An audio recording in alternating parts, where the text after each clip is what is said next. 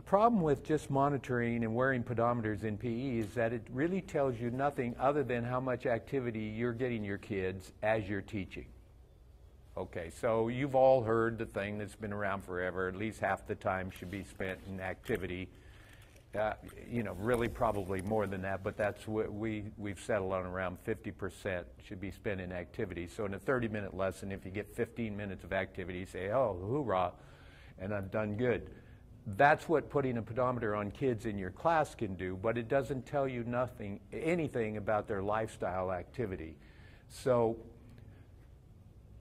we wanted to try to change that mentality that you're supposed to be active throughout the day, and that we were going to monitor it and make homework and activity, and it also communicates to parents that you value activity in your thing.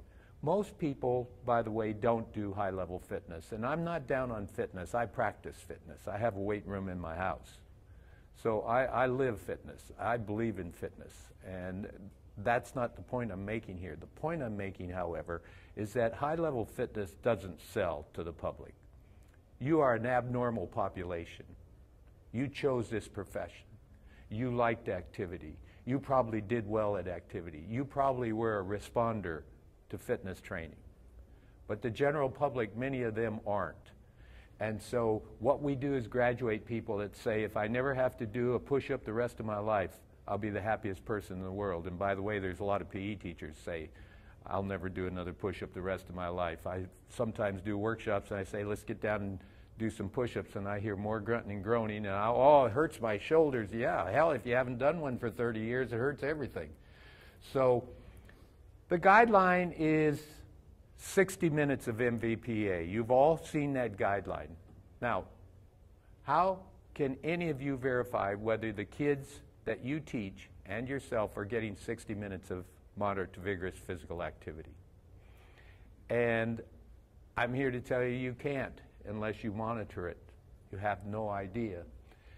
Moderate to vigorous physical activity, if you look at it, we take the middle row here, but walking briskly is what the government, most often CDC and IOM, the medicine organization, all those people say 60 minutes of MVP are what people should be getting and kids should be getting. And this is one way to look at it. This is in METs. This is the amount of energy you expend over your resting metabolic rate. And there's a chart for all kinds of activities, and I picked out a few here just to show you of what it's like. But one of the things then is, what is moderate to vigorous physical activity, and what do you teach kids about what moderate to vigorous physical activity is? How do they know? And most people have a pace and a gait that they use that is not MVPA. It's just moving along comfortably, and it's not walking briskly. So obviously one of the things I've been working on, and I'm not a salesperson, I'm not here to sell you pedometers, but I am here to sell you the idea of monitoring activity with a pedometer, because we've got the tools and we're not using them all the time. And here's a chance. We have two different things now we can do. One is the FITstep Pro, where you plug the pedometer. If you haven't seen them, you can stop by the booth, but you plug the pedometer in and it uploads through a hub and on up. The other is the wireless ones now that are out, and all you need is a hub hanging from your computer, and the kids push a little button and it uploads. It looks like this. It's just got a little button on the front of it, and you just push that button and it uploads on the screen. You can have all the data showing there. It's just a quick, easy upload, and they put them away. So the point is, and I think Maria's going to make this very clear to you, is that it's not a nuisance. It's the easiest thing in the world to put a pedometer on kids. We just haven't done it. And it's the easiest thing in the world, and if it were a nuisance, you wouldn't do it. So you have to get over the idea. Teachers say, well, they'll lose them. Well, I was talking yesterday, Maria's lost 3 pedometers in a year with high school kids using them every day. So they don't get lost. So how do they work, and how do you separate out MVPA if that's what you want them to do? Well, we teach them a brisk walk, since that's the most common denominator, and 90% of the activity you as adults accumulate in a day is walking. That's how you accumulate your PA. So here you are.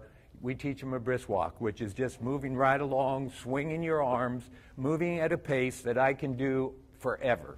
Okay, I can talk to a friend. It's not all out. It's not breathless and everything else. This is an MVPA pace at 3 miles an hour. And that takes a little while to teach them that, where they get it, where, you know, some kids will give you the all out, some will just kind of jog along or walk along slowly, and you work with them until they get that pace. And then we're going to take them out and identify their steps per minute. What we do is we walk like that for 1 minute, and that'll come in somewhere between 80 and 160. And we take that value and we put it in the pedometer, and it stays in the pedometer. It doesn't clear out of there unless you go in and physically change it. So now here's how we sort it out. So when you move at any speed, you get activity time. And it goes into this big pot. This is your level. So let's say I walk at about 100 steps per minute. And by the way, the longer your legs, the slower your steps per minute. So a lot of times with your kids, boys being who they are will say, well, why did she get more steps per minute than me? Well, obviously because probably shorter stride length. My wife and I walk together. I get maybe 3,000 steps on our walk, and she gets 4,000. Okay, it's just stride length. And so that's why you should never use steps as a measure. In fact, one of the worst things we ever taught people about activity is 10,000 steps. That is absolutely good for nobody. It does no value at all because it's so stride length related. So if you think about it, the little short-legged youngster in your class will get their steps in a hurry, and some big, long person walking along with a long stride length will not. So we've got to get away from that and talk about these two variables here, MVPA and activity time. So activity time is both MVPA and activity time, but let's say I walk and I've put in my pedometers 100 steps per minute. Anytime I'm trucking along over 100 steps per minute, it goes into the MVPA pot and the activity time. So at the end of the day, I get how much activity I did, and we'll show you the results in a bit. But you get all that activity time, but then we've pulled out the MVPA time. So we can tell what percentage of your total activity time was MVPA time. And by the way, I'm here to tell you that in a 24-hour period, none of the kids in our study got 60 minutes. And I'd be willing to just about bet my wallet on the fact that yours won't either. And 60 minutes may be unrealistic. It may be an unrealistic amount for kids because nobody's ever monitored kids and looked at them over time. So having said that, I'm going to come back to the results and the conclusions in a bit, but Maria's going to talk about how to implement the program. Thank you. And I was surprised by the results as well, because I'll give you a little history of what I teach. I teach at a high school in Mesa, Arizona. It's 3,600 students, 75% free and reduced lunch. But the students that take my class, it's a fitness class. They sign up to be in my fitness class, so they're already highly motivated. They like fitness. They like to work out. And when Bob goes over the results later, we were both kind of surprised at what little they do after they leave me. When they come to me, I have, like he said, total control over what they're doing. I can work them out hard, and I do. But once they leave me, they have their little 15-minute of activity time, maybe 12 minutes of MVPA, but that's not anywhere in the hunt of what the recommendations are for the day. So that's why we had these discussions and thought, well, let's just see what they do after school. And I thought my kids, being in a fitness class and it's an elective and signed up would do pretty well, and they didn't. And we'll get to that later. But so let's talk about the logistics of how this project worked. I'm going to give you a couple handouts really quick here so you can kind of see what I'm talking about. Jen, why don't you be my, I got two lovely Vinnie Whites instead of Vanna White here. Thank you.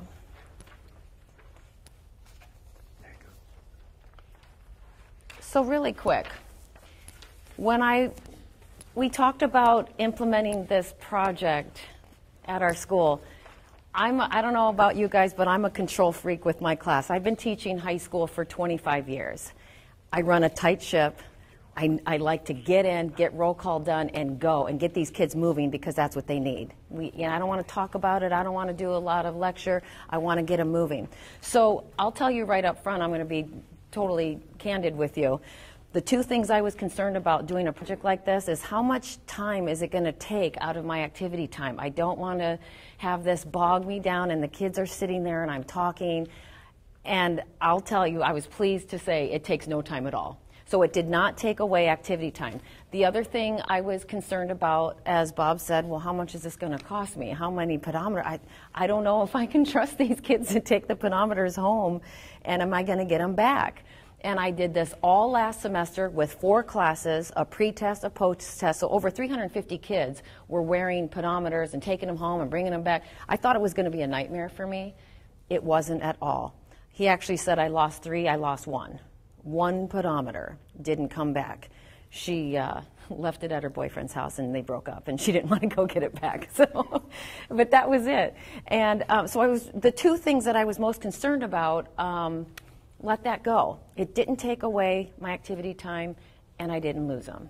Okay, with that said, this is my cart. I have the old FITstep Pros that I had before, and this is what my cart looked like back in the day when I had the readers. The class that I tested for this project was 47 students simultaneously. So this is what it looks like. This is my cart now. This is mine at my school. I put the hub right up top there. And I got my laptop on. All the pedometers are right in that little pocket, and it works out really slick. First thing you do for this project is you got to assign your students a pedometer with the number to their name, okay? And I would do that without this 24-hour monitoring. I do that every day with my kids. They come in, they grab their pedometer, put it on, and we work out and they upload. But for this project, give them a pedometer. They have to set their MVPA in the pedometer to make the pedometer custom to them. And if you'll see on the form that they have, they even write that at the top, okay? And like Bob said, for 1 minute, they walk around the gym briskly, and whatever number of steps they get, I have them round down to the nearest 10, okay? Because remember, if we set that MVPA threshold too high, they're not going to achieve any MVPA value. It's just set too high. In fact, that's why I have them write it down on the form there, because I grade these every day, and I'll get into the grading in a minute. But I can look at it. If they're not getting hardly any MVPA, like say they got 4 minutes of activity time, not 4 minutes, give me a number of activity time that they would get in a day. I was looking, an hour and a half. And they're not even in the hunt. Not even half of that is MVPA. And I know the kid. You know your students. I look at their MVPA number on the top there, and I'll say, I think yours is set way too high. Yours is set at 140. Very few people get 140. They're probably were practically running. So make sure, that's important, that you really take a look at that MVPA number that they set, so this is accurate. And by the way, this data is very accurate. We got really clean study of 47 kids coming in and making sure it was done right. I pass out these forms that you have right here. So on day 1, on the back, let's see, do I have some over here? I need one. On day 1, I just have them sit down. We go over these quick little rules on the back, and we're off and running. It's very simple. We've made this very, very simple for the teacher. We go over the grading procedures, and let me just tell you right here, we do not grade on outcome, the data, what they're doing at all. I don't grade on fitness testing. I don't grade on any physical activity outcomes. What we do grade on is behavior. Did you bring it back? Did you write it down? Just like a homework assignment at math. Did you take the worksheet home? Did you bring it back, filled out? That's what we grade on, okay? So, and if they bring it back every single day for the first 8 weeks, they get a 10-point bonus. You'll see that on the back. That they brought it back and they wrote down their data, and it's very simple, and they like that. If they didn't get it the first 8 weeks, they have a chance to get the bonus points on the second 8 weeks. If they're absent, they're not penalized. Okay, they can do a makeup work, and we won't get into all the details on that. It's on the back there. They can make those points up if they're absent. And we already talked about the lost or forgotten. I have some backup ones. I had about 5 extra pedometers, and those 5 are what I used as my backup ones if they left it at home, because it does happen. They didn't lose it, they just left it at home. So I give them a backup one, and that's the one that they bring back the next day and upload. And then they have theirs. Okay, and at 47 students, I only used about 5 extras. Okay. All right, we already talked about this, how to set the MVPA level. Just really make sure you round down. All right, this whole project, I teach high school, and I love the fact that Bob said it's okay to do homework. I think we should be respected as physical educators, as teachers, not just here's my cart of balls, be busy, and we babysit these kids. I really want them to learn and change their habits about physical activity and do this after they leave high school into adulthood. So 20% of their overall grade in my class is this project. Did you take it seriously? And by the way, my students did take it seriously. It stemmed discussion, and they were excited about it. They were looking at their friends, even though I told them, don't compare, you're you do you do you. But they still, but it was fun to see them talking about physical activity. They get 5 points a day for wearing it and returning it. I talked about the bonus points. I always say this is private, this is personal, and it's been awesome because I knew that what I was doing was getting them fit and being active during my little 30-minute piece, but I really was trying. This project brought what I teach full circle. What are you doing at home? This is something we need to be doing all day. It's no different than wearing an iWatch, a Fitbit, or, we do that. How many of you wear an iWatch or a Fitbit and do your activity and kind of look at it, try to get the little badge, uh-oh, I'm a little behind, I got to get it moving. That's all that we're trying to get them to do outside of our control, okay?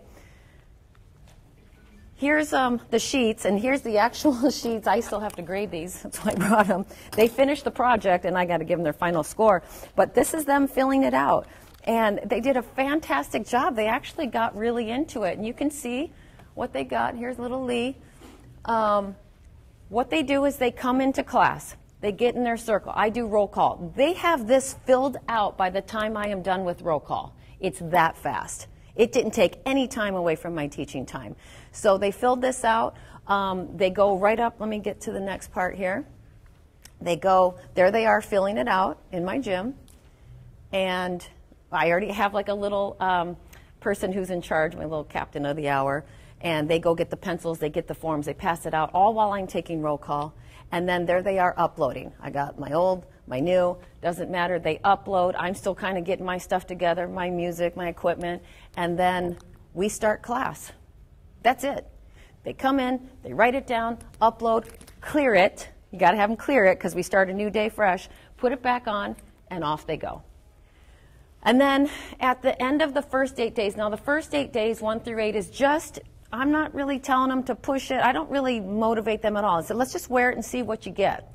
And then we get the average steps, activity time, and MVPA. But this is an MVPA study, so we really wanted to take a look at the MVPA average, and we challenged them to increase that by 5 minutes. And we talked about that, and we well, that's nothing. They should be able to do it. That's not asking too much. So just up at 5 minutes. You just got to put a little wiggle in your step each day, and you'll be fine with that. So at the end of the 8 days, we give them this report, and it kind of shows them where their averages are. I don't have them do the math on their own. The software that comes with this program, which is free, does it all for you on the reports tab. On this software is awesome. You just hit reports, and you can do the date range, you can pick what you want to look at, and then they get this, they staple it to their page after the 1 through 8 days, then they set their 5-minute goal, and here we go the next 8 days. Well, we'll get to the results in a minute. I almost gave it away, but we won't. I'll let Bob do the results here. But it was very simple for them to write all that down. At the end of this, they get another report for the second 8 days. And then what they'll get for their portfolio at the end of my class is they're going to have this form. they're going to have 2 of these, and it's all stapled together, and then this goes in their portfolio that's due at the end of the semester. And then, remember, this is 20% of their overall grade, because what we teach is what we value, what Bob just said. And I really want them to take this seriously. If you learn one thing in my class, just know what you do here at school in PE is great, but we want to make this a habit, change your mindset, change your routines, just like taking a shower, brushing your teeth, putting deodorant on. You got to get your steps in. You got to get moving, okay? And that's what we're trying to get these kids to change their behavior, change their habits. And back it, and they see, this is important to me as a fitness teacher, as a PE teacher. I want you to do it. All right, here's the results. Can I ask a quick question? Yeah, of course. You do 8 school days in a row or 8? Good question. So what we do is Monday they come in, I give them the pedometer, they wear it Monday through Thursday. And then when they bring it back on Friday, they upload it, but I take it back on Friday. I don't want them to have them over the weekend. More room for losing them and all that. So I keep them over the weekend. Here they come Monday, here's another 4 days, and I did this for 4 weeks. Okay? And can I add Yeah, on to that of a little course. bit? With secondary kids, they say you should get 8 days to get valid indications of what their activity levels are. With elementary kids, 4 days, because they have less control over their day and they do less. But if the days are not consecutive, it doesn't matter. So some of our data went over 3 weeks, and people actually think that's better in some ways because it gives you a bigger snapshot of their activity pattern. In other words, let's say they had a tournament or something in that one package, but the broader it is. So you don't need to be concerned that you need to run your days back to back to back and you miss some, then what? Actually, in the research, and I've done lots of research on pedometers, that's a very standard operating procedure for collecting data, and it will be valid. Yes. And I missed lots of days in a row because, you know, high school, we have assemblies, we didn't dress out, we had testing, we didn't, you know, so, yeah. You just talked about tournaments. Did you have any students who are in athletics, and obviously they probably can't wear those during their games?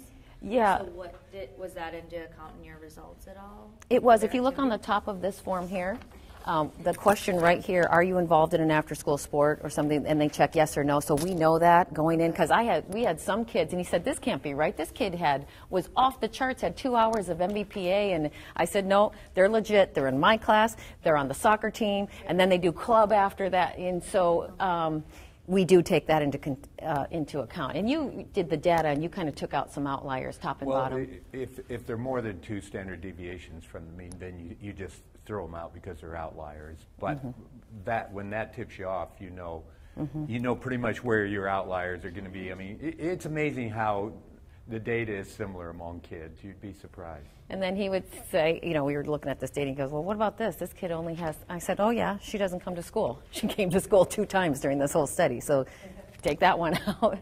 You know, and you know your students, and you know what's real and what's not. They can't cheat on it because when they come in, and they don't cheat. Like I said, I'm not grading on the results. I'm grading on that they brought it back. What I liked about it, though, is they get it, they upload it, it goes right to my computer. You can't make up numbers here. And I tell them, I look at this, and it goes. And they don't, though. They were very into this project. I was pleasantly surprised to see the discussion that it engaged with my students. Like, how do you get more MVPA? Like when we talked about that 5-minute increase, what are some things that you guys can do? I don't tell them. What are some things that you guys can do to increase 5 minutes? Okay, we need to move on. Let's go. Yeah, do the results. That's That's the best part. So go ahead. We're just going to move on here. This is the best And part. we'll stick around outside in the hall. If you have questions, we'll be happy to talk to you about any particular questions you might have, because we want to get moving on here. But basically, when you look at it, you can get some idea of the kind of activity time that you got. You can see when the first 8 days they average an hour and 38 minutes, the second 8 days an hour and 43 minutes. So they increased 5 minutes of their total activity time. Not a huge change, is it? And this is a teacher who's prompting them and encouraging them, showing them ways to get it, walking fast between classes, etc. And when you look at MVPA time, I told you earlier, 60 minutes is a recommendation. You look here, in the pretest, they did 38 minutes without being prompted. In the second, they did, 43. They increased 5 minutes. 18 of 41 students were able to do it, but It's not that easy to increase their MVPA time, and it's not that easy to increase their activity time. Their days are probably pretty well planned out, and so we have to try to get them to change their behavior in between. But one of the great things you have going here is you're talking about activity every day, and you're bringing it in, and you've got the opportunity to discuss it and the importance of not living a sedentary life. So let me conclude just by saying kids don't lose pedometers. We need to get over that. All right, we need to get rid of that as an excuse for not doing it. They don't lose them. By the way, you can get pedometers in a million different ways. My wife has got so many pedometers through the NFL grant program. There's so many ways. They have a school program. For $1,000, you can have 36 of them, and you can be ready to go. And, you know, it's not that much money we're talking about when you think about all the other things we do. And we've spent a lot of money in the past on FitnessGram equipment and stuff like that as well. So how about spending a little money on something that, the beautiful thing about physical activity is that every kid can do more activity tomorrow than they did today. There's no limitation, but not every kid can pass the fitness test, even though they want to in the worst way. And by the way, she was talking about making up scores. Kids only cheat when they have to cheat to try to maintain their self-esteem. So when it's a goal that they can improve on and it's personal to them, okay, I don't have to get as many minutes as you because I didn't start at that level. I'm going to try to increase my own. It's better for everybody. Kids really are interested in their activity levels. Maria's had so many great discussions with kids in their activity, and they're really, very interested. 60 minutes a day may be unrealistic. We may have to think about that. That may be way over what we need to do. And then finally, have some empathy for kids. It's hard for them to change their lifestyle. By the way, it's hard for you to change your lifestyle unless you program something into it. So I think it gets very tough to do. So will you give Aaron your mic? How much activity they're getting during your class? Anywhere from 15 to 18 minutes activity time. And then the MVPA is? About 12 to 13, 12, 14. Just curious how much chunk of that. Yeah. I mean, I wish I had. Yes, that does include PE this time here. Aaron's going to talk about the ASAP curriculum now. We're going to change gears here. Will you plug in that HDMI? In the process of changing gears, will you stand up and give 5 high fives and tell somebody something you just learned? Go. Count in Spanish, too.